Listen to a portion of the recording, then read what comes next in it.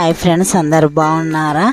ఇది నాటుకోడి పులుసు అండి, చింతపండు పులుసు అండి. ప్యాన్ పెట్టుకొని ఆయిల్ వేసుకొని తాలింపు దినుసులు వేసుకొని పసుపు వేసుకొని అది అల్లం వెల్లుల్లి పేస్ట్ వేసుకొని బాగా వేంపుకొని నాటుకోడి వేసుకోవాలండి. చాలా బాగుంటుంది ఫ్రెండ్స్. ఇది ఇలా చేసి చూడండి ఒకసారి, చాలా టేస్టీగా కూడా వస్తుంది. మసాలా వేసుకొని కొంచెం నిమ్మకాయ పిండుకోవాలండి, బాగా ఫ్రై చేయాలి, చాలాసేపు ఉడకబెట్టాలండి. ఇది తర్వాత గసగసాలు జీరా కూడా వేయాలి, చాలా టేస్టీగా కూడా ఉంటుందండి.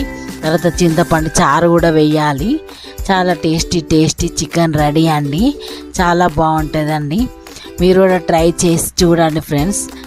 బాయ్ ఫ్రెండ్స్, ఓకేనా?